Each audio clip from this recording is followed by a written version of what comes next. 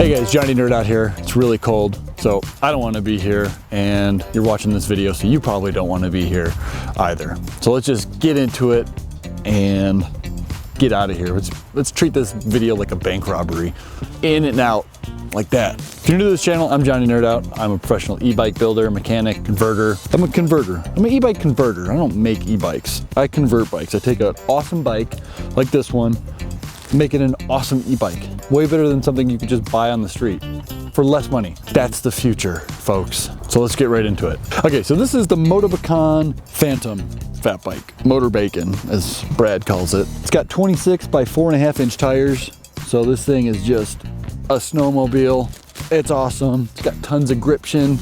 Get you in and out anywhere if you want to do some backwoods exploring. Do it on a fat bike like this.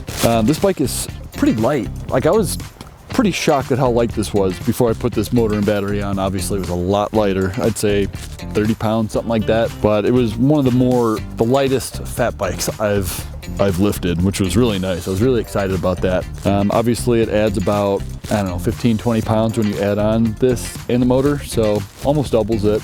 But you're getting like a 2.5 horsepower motor on it. So it totally negates the weight. This is a great bike. Let's get into the mechanics. We put in a BBSHD 120 millimeter motor because it has a fatter spindle length on there.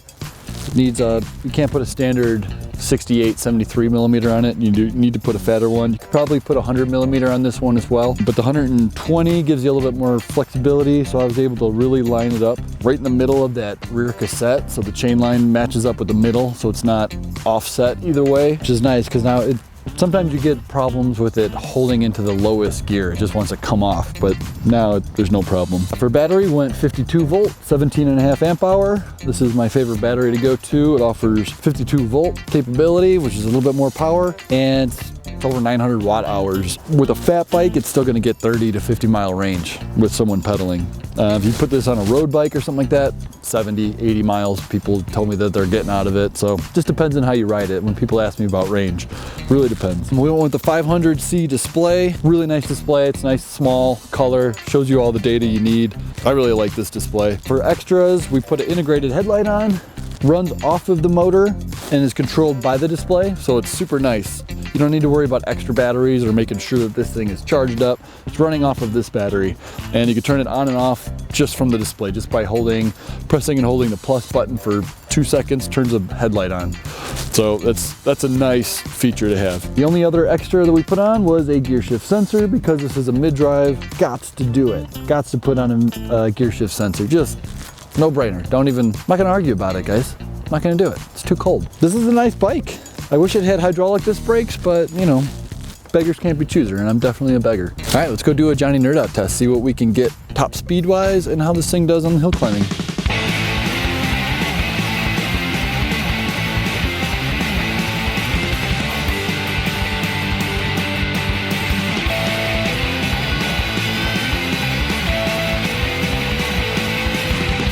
So yeah, hopefully you guys found this helpful. If you have any questions with fat bike building or any type of e-bike accessories you might want, check out my website, johnnynerdout.com. I usually have some like e-bike accessories and components. If you need to order components, check out my website. And yeah, I'm usually pretty helpful with answering questions and being supportive. All right, later y'all.